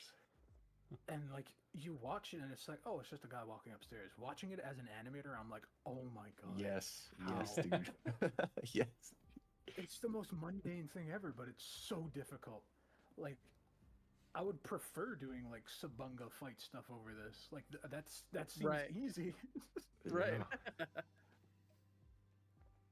But yeah, that's the thing. Like the subtle animations that people do, it really shows your level of skill, because I think Oblivion said it in the chat. Like, it's really easy to hide your mistakes when you're animating speed, Oh, absolutely. and I completely agree with that. But when you're doing subtle animations, there's nothing to hide. It's just like your skill just showing through. You know. You have there's absolutely no safety net. There is no band-aids for you to put on top. Exactly. Exactly. Cool. To shift gears a little bit here and also talk about one of your other things that you like to do, which is music and singing. Oh yeah. Yeah. Yes, So what is like, I want to know, like, so what instruments do you usually play? Or do you play multiple instruments or just one? I play mostly guitar, and I play like a tiny bit of piano. Like I suck at it. But with guitar, I've been playing guitar for about as long as I've been animating, so about Wow. like 16 years. Dang. Wow. Started when I was like 10 years old. That was a busy And, year for you. Yeah. I was like, I just want to get into everything. And it's just like, I guess I like music. I like music in a way that like it's something else that I can do. It's something else that makes me feel really good and productive, because there's been a lot of times where I'm like doing animation and I just can't. Like I sit down No. and I draw a frame and I'm like, I don't want to draw the next frame. I don't want to do like I really don't want to do this right now. And I'm like, I don't want to play video games either. I'm just gonna pick up a guitar, and I'm still doing something. I'm doing something productive, and I'm creating. And by the time I'm done recording something, I'm like, oh, I have something I can use in something. I feel like animating now. So it's kind of like your ping pong. That's what I like to call, like, when I have something that, like, I like animating, but I will come to that same moment, right, where you're just like, I could sit here for 5 hours and I will be in the same spot that I started with, because there's just this wall. And I feel like you have to have something to bounce off of. And it's like you're refilling that meter when you're doing the other thing, and you're enjoying doing the thing you're doing that isn't the animating. But then when you come back, it's like you're refreshed, you're restarted, and now you can go to that next frame and you're excited to move forward.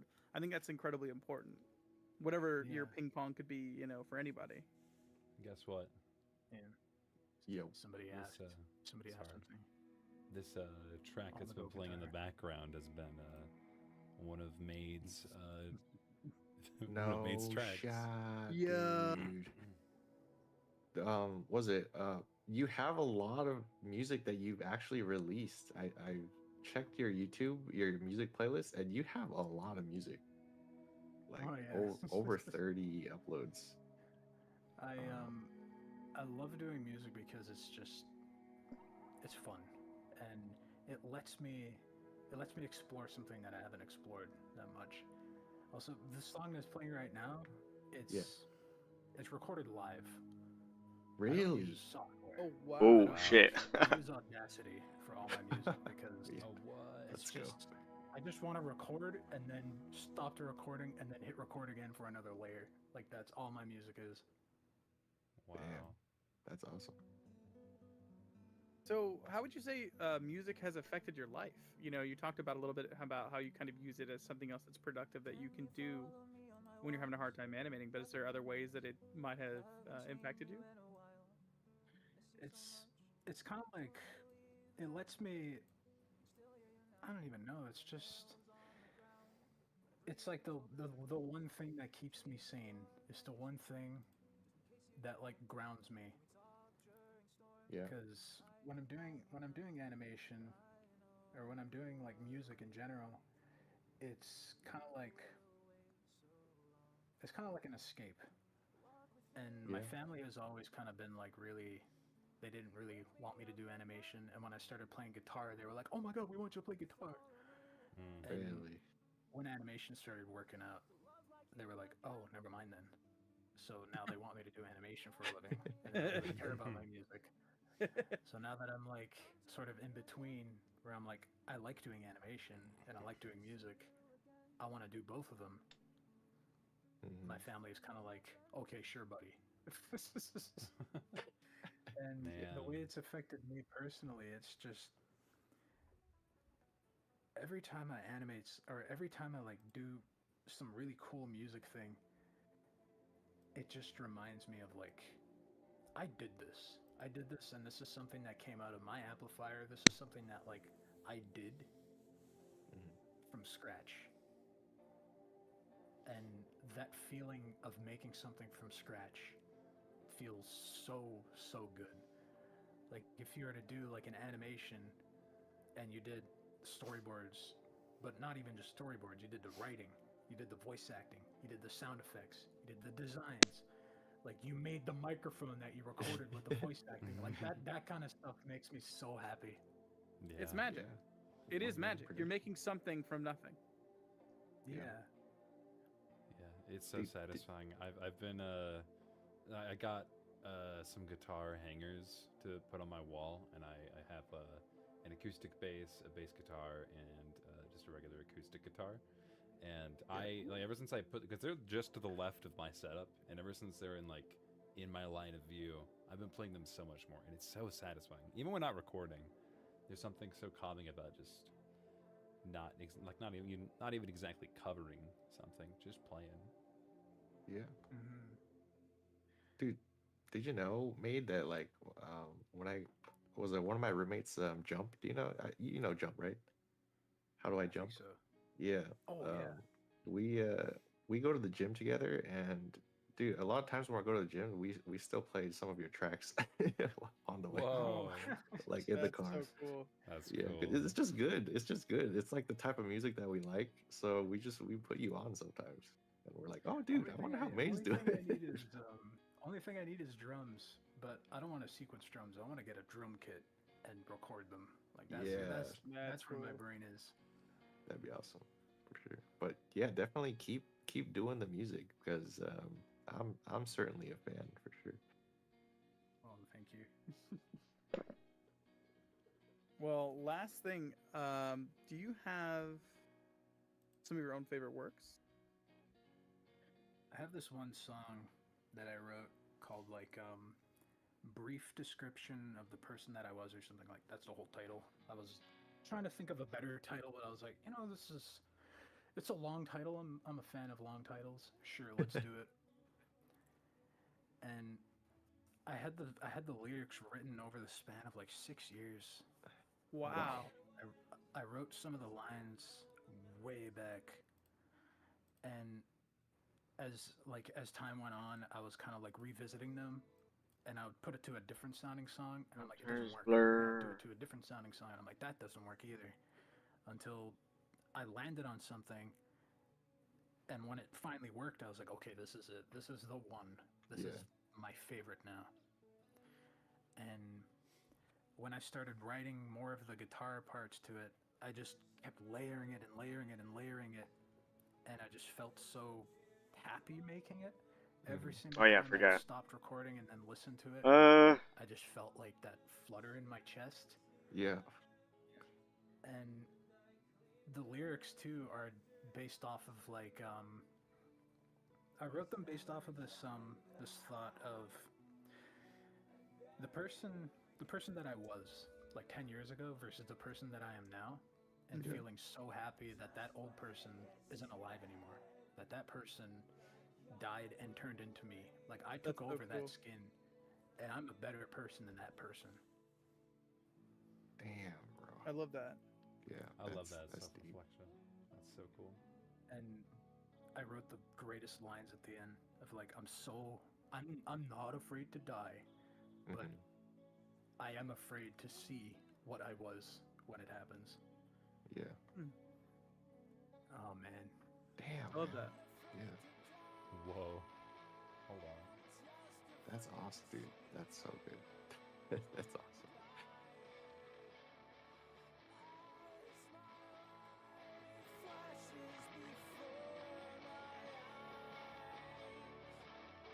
Little scream. That's so cool. Dang, dude. You got some pipes in you, man. Yeah, it sounds so professionally done. You did a great job. It does. Yeah, So it good. does. So good. All Audacity. It's Oh, crazy. that's to just put on that- Audacity? That blows my mind.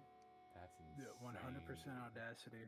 Jeez. Because I try to get the sound as it sounds live. Like if I were Yeah. to play that on a stage, that's what it would sound like. Yeah. That's so valuable. Man. Do you have like tracks released on like Spotify and stuff, or are you just kind of just releasing been- stuff? I've been having people ask me that for like 4 years now, and I'm like, Brother, oh, It's you a have sign. to. Yeah. You have Yeah. to. I need that on tap now. That's what I'm saying. I've been thinking about it, but I'm like, I don't know, like what the hell is CD Baby? What the hell is all this stuff? I don't know. What's a either, but distro kid? yeah, like more people got to hear your works for sure. Like I hope it takes off. And if your music career becomes successful, we can take all the credit. Yeah. Exactly. Perfect. That's exactly right. I do have like an idea for a short film, an animated short film I was gonna do about my dog who passed away this year. Oh. It was the greatest dog ever. She was fucking amazing. Like, oh my god. Ran away from home about 10 years ago, and she followed me the entire time. Made it about 60 miles away from home, and I got picked up the next day by police. And Yeah. my dog was still with me. Wow. And I want to make a short film about that.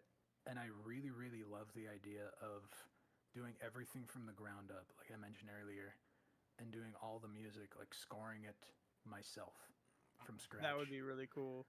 Yeah. With no sound effects, no voices, nothing. All guitar, all sound effects are emulated using a guitar. Dude, that'd be so That would sick. be so cool. Yeah. You So just you have little off such a- topic. Sorry, a little Yeah. off topic. It's But alright. I mean, I make music too. But you know what? One of my favorite things to do is I like to make weird noises with my voice to try and imitate an instrument, and then apply a shit ton of filters to those voices to make it actually sound like that instrument. Like I could pull off a pretty Bro. convincing electric guitar.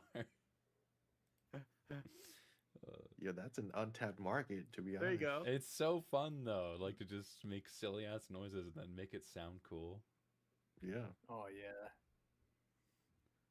I'd recommend it. Anyway, I sorry. think Yegor would appreciate that. Oh Yeah, yeah, yeah, oh yeah, for sure. the whole Fox thing. Yeah. They- I was gonna say you have such a unique style to your music. Are you inspired by any specific musicians? number one obviously is for me is gonna be this band called Marietta. They came out of nowhere, like probably 12 years ago or something. Released an album, and they released an album and then just donated all the money they made from it to charity, and then they went on with their lives. Dang. That's And awesome. it's one of my favorite albums that I've like genuinely listened. Like, I don't think I've ever found another album like that. It's called like Summer Death, and every time I'm like going for a walk, that's like my main character music I put on. Yo, you should link that to us because I'm kind of curious now. We won't play it on the stream. but Yeah, no, we can't, but maybe we'll leave it in the description. Yeah, we'll link it. We'll link it. Could be you. Yeah, modern baseball got me back into playing guitar in like 2017. And like Front Bottoms, all these weird bands, just kind of bad singers, fun guitar. The Strokes is a huge influence for me. Strokes, yeah. Like, oh, their entire first album, I know on guitar from front to back. Oh, Really? Oh, that's nice. That's Nice. awesome, man. their second album, I'm still going through. Third album, I'm like halfway through.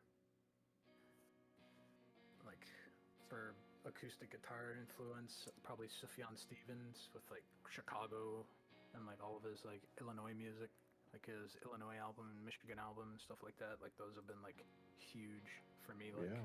getting back into guitar and learning it. That's Like, awesome. and like some of the weirder stuff is like the Boards of Canada, like Autocur and like the Square Pusher shit that I listen to every once in a while. It's like it's just noise. It's just Yeah, dude, I know some people who like just listen to just I don't even know what to call it. It's just noise or like Ambiance. chaotic. It's not even Yeah. ambiance. It's like chaotic noise. I don't even know how to describe it, but not my cup of tea. But it does invoke some kind of emotion. For sure. All right. I think we're going to get into our featured animation or animator this episode. yeah. But before we Nice, get into that, that's- I just want to let the chat, everyone who's watching this live, know that if you have any questions for Mayde here or anyone here on the podcast, then feel free to ask away. I'm about to get a And question bubble up, and you just gotta click on that bubble, ask your question. We'll review them, and we'll answer the best ones. So Cool. I saw somebody earlier in chat mention something about a Stratocaster, and I was like, absolutely get a Stratocaster. Do that. What is that, like a guitar? A type of Yeah, guitar? most versatile guitar for beginners. You can't go wrong with it. Nice. All right. Well, the animator that we have today that we want to take a look at is JH, who's been an animator in the community for Yes. a while. But they've lately been practicing a G stick style. Mm-hmm. So we wanted to take a look at some of those. Oh yeah. I mean, These are some of those. this is kind of like one of his first attempts of doing G-stick animations, and it's so good. It's so good. Oh, And I personally would love to have him on the podcast, but he doesn't speak English to us, his Yeah. first language, right? yeah, they don't speak very fluent English. But that doesn't mean that we can't get a translator for them. So it's possible. They're just maybe not likely at the moment. Right. But yeah, that was just one of their animations. But even this, like, Oh, good. they're really good at the really fast-paced, quick action. And then when they started getting into G-Stick, it got so it's insane how fast they're improving at it. Yeah. I love how readable it is, despite everything Yeah. going on. Yeah. That's the one thing about JH is their action is super, super, super fast, but you can always tell what's happening, which that's incredibly hard to do. Yeah. They spend a lot of time on like the effects and stuff like that to help sell any of the things, any of the movements that don't have clarity on their own. I've had the pleasure of working with him a little bit on a little joint file that we're playing with, and I love watching him work because he'll do the motions fairly quickly, but then he'll go and it won't by itself, it won't work.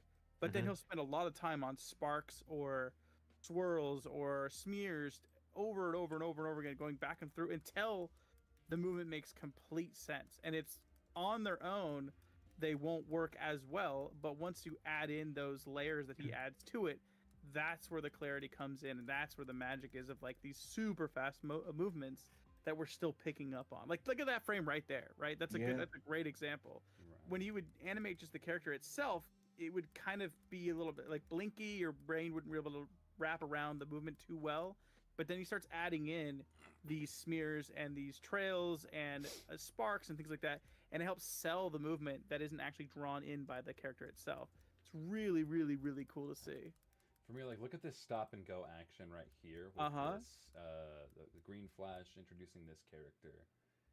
You have the rule of thirds leading your eye towards that character with the movement, the camera moving that way as well. But it goes from slow to super fast. Yeah, And somehow it's still incredibly readable. Like, you've just watched all that. Let me go back and play just that one segment. It happens so fast, but like I didn't even need to go back and go frame by frame for you to understand it. Yeah. That's definitely something I want to improve on as well, because I'm just used to animating the before frame, the hit frame, and then the afterwards, right? Yeah. But to really up that speed, sometimes you don't even need the hit frame. You just need the before and after with the trail, and then it ups the speed by so much. Oh my god, I love these smears. Yeah, they're so good. Oh, they They're so are. good. Oh, it's so good. Like, let me just pause on some of these. Yeah, the squiggly kind of smears are. Man, I look love at that. Oh, that frame. That's so fun. tasty. Oh wait, How do you go from that pose to that pose and it still makes sense? Like, that's what I'm talking about. Like, no animator thinks to go from this pose to that pose that fast. And that, Yeah, like, does make sense. this pose is on 2 frame. It takes place in 2 frame. This kind of goes back to what we talked about earlier on, like, 1s and 2s and 3s. Yeah. Like, they're sticking on all right. primarily 2s for all this action, from what I'm seeing, and rarely any 1s. It's cool to see. Yeah, I just feel like it's like the jump that he needed, you know, because he was so good with just the 2D stick figure style, like really fast paced. Oh yeah. And But now they it's like on a stick, different and level, now yeah. they're just superior. It's cool to see. Yeah. Yeah, no, I'm They're serious. good. And then there's this last one from them, and then we'll get into questions. But look at this walk cycle. This one's much more slow, but like, it's so fun. You can just see him experimenting with different character design and stuff. And the really facial cool to see. animations too are really fun. Yeah, the facials. Like, more people need to experiment with facial animation in the community. I It's do. so yeah. much fun. I do need to do that as well. How did he do that? That lighting effect? Is that Yeah, After everything's Effects? done in Flash, I believe, or whatever version of Flash he uses. There's no way that's in Flash. He might be- Did Well, that he circle? does After Oh Effects no! too. Well, yeah, he does do Yeah. After Effects as well. I forgot. But like, I Okay, wouldn't I be was gonna say. surprised if like the base of this wasn't Flash and he just kind of blew Yeah, it. yeah. or Yeah, something yeah. Like that. Very cool to see. Good job, JH. If you're watching, If keep you're doing watching you, this, I man. love you. And, High five. This is fun. yeah, I hope we can have him on one day. That'd be cool. Me too.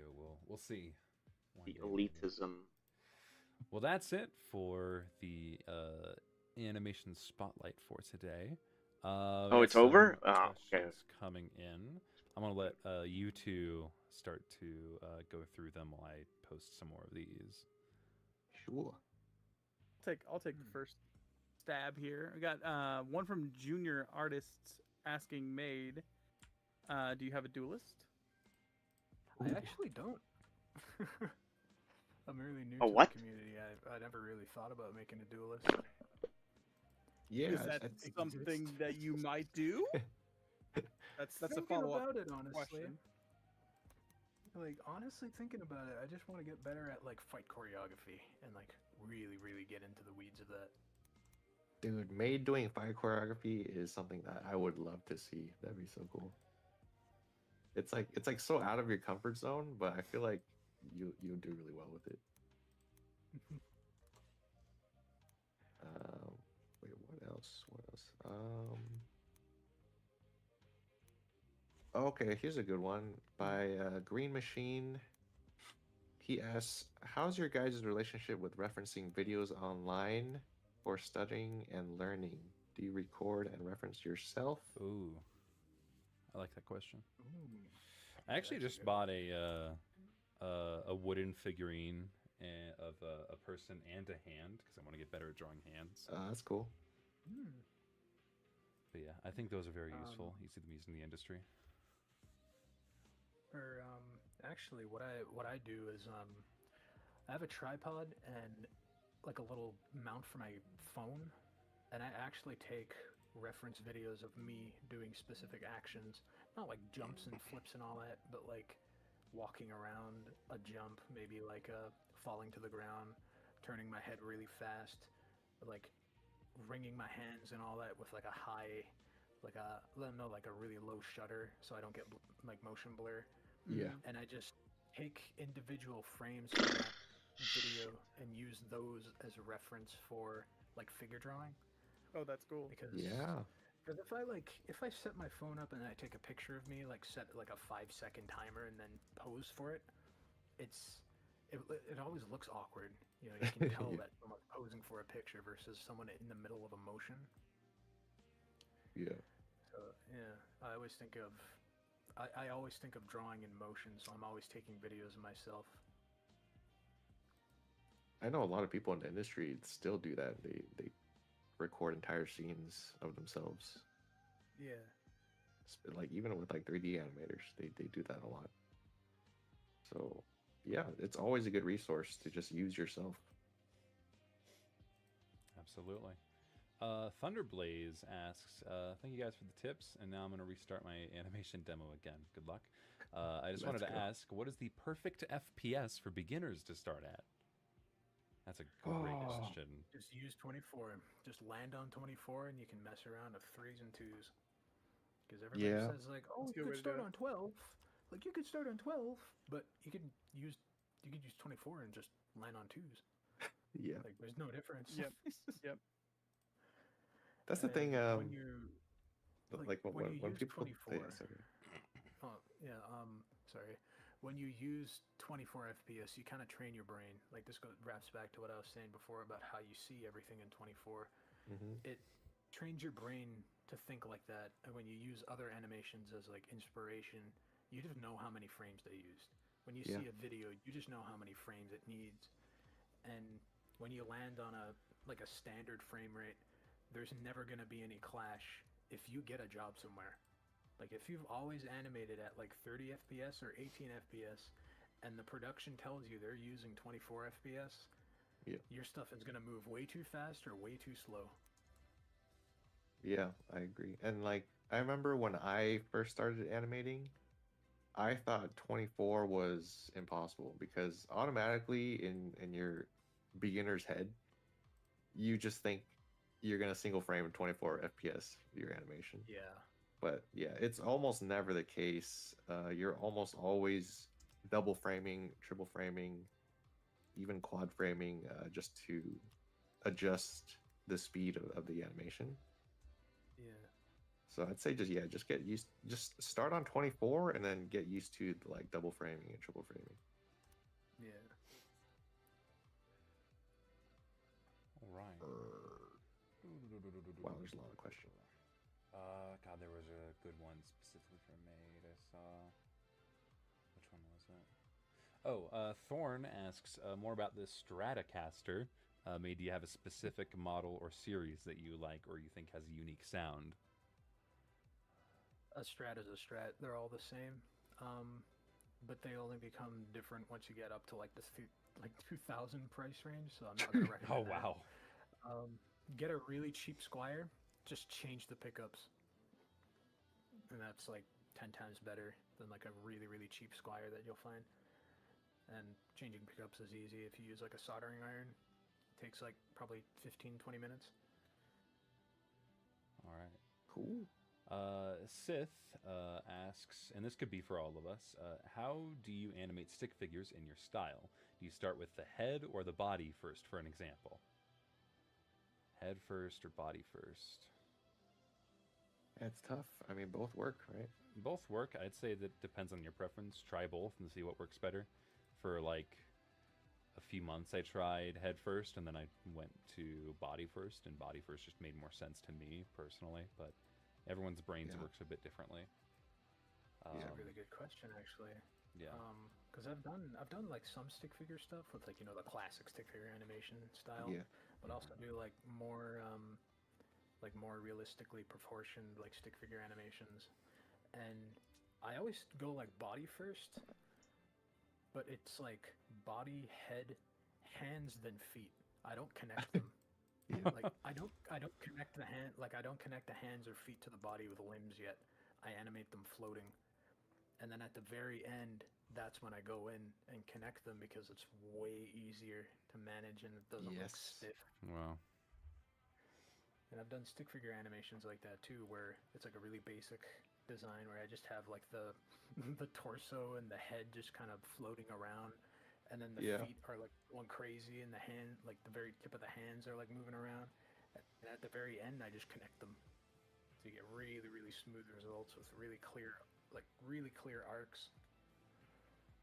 Yeah, I mean, there's no right way to do it. I think it's just based on your preference. So I'd say just try each one, man. Yeah. Like I just had like road sign in my head. Man, what a madman. Yeah, road sign.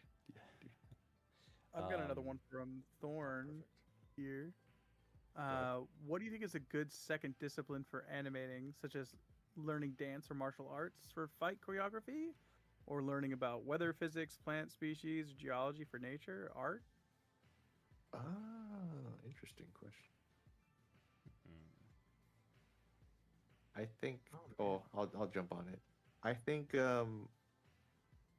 for sure, if you're doing like fight stuff, knowing a martial art does help with like your vocabulary of move sets that you can do, and it will definitely help with like the realism of your animations.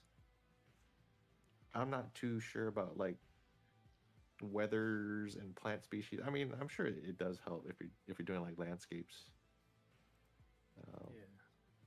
But yeah, because I did some taekwondo when I was a kid, and it helped me realize that there are like specific kicks that you can do, and they all look kind of different, and they all behave different. And you can kind of tell in another person's animations if they don't know that, because they'll just kind of flail. I mean, it wouldn't look like a martial art, you know what I'm saying? And in my earlier animations, I would like make sure that it's kind of proper to a martial art, and yeah, I think that kind of helped with my style. But yeah, I think it does help for sure. I'm not quite sure about like a second discipline. I guess my second discipline is like guitar playing, because it teaches like the persistence.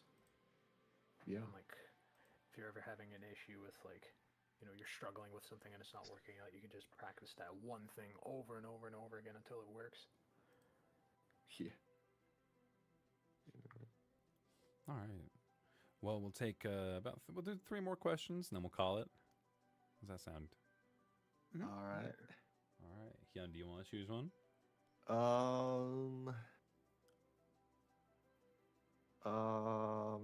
Here's one by junior artist, back to going to the FPS stuff. So if we animate on like 12 FPS, what's a nice smooth way to go from 12 to animating 24 FPS? You just animate basically the exact same way, but instead of every new drawing being on every single frame, you just put it on 2s, double frame it, and every time you need something fast, really fast, that 12 FPS can't cover, that's when you jump to full frame rate and put it on 1s. And when it starts slowing down, that's when you go back to twos. You know, like animation doesn't always have to be on ones, twos, or threes. It can move. It can flow like water and all that. Yes. Yeah, I mean, just remember, an animation on twos is essentially just a 12 FPS animation. Yep. Yeah.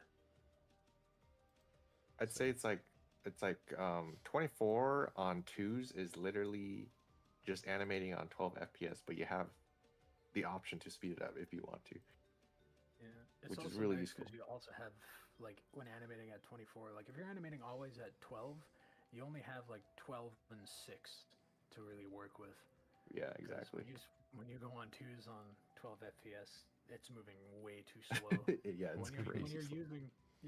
using 24 FPS, you get like you get 12, 8, 6, 4, 3, 2, and 1, I think, for frame rates. You have Yeah. room. Mhm. You have room to play with. Yeah. Is one way to It's think of it. it's a really, like 24 is my favorite number now because it's divisible by so many other numbers with no decimal points. Mm-hmm. It's Hell yeah. such a perfect number. All right.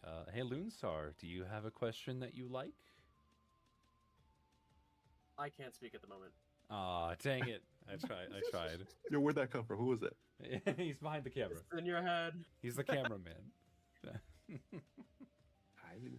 It's who Mayde's been Um, staring at this whole time. Yeah, true. Yeah. Yeah. I want to get fan art of May just staring at Loonstar into his soul. Yes, please do that. All right, good simple one. Future Flea asks for Mayde, what should beginner guitar players practice? Practice, like, just your scales, but also a lot of beginner guitar players, they forget that they should practice what their right hand is doing. Like, say if you're like a right-handed guitar player and your left hand is doing all the fretting, always focus on what your right hand is doing because everybody overlooks it, and that's something that, you know, I kind of suffer from this because my right hand is really messy when I play. My left hand is also really messy. I'm just kind of like a bad player overall. I just kind of know how to play decent enough. But when people are beginning to play, they're really stiff with their picking hand, and they focus way too much on what their left hand is doing because they just want to shred, and Yeah. never immediately start thinking about shredding. Just learn your chords, learn like the amount of theory that you feel you need, and then start your scales, learn some songs, favorite songs, and after a certain point you'll realize you're learning stuff by ear. Yeah. All right, Stone, do you want to choose the last question? Yeah, I got one here from Green Machine Shorts.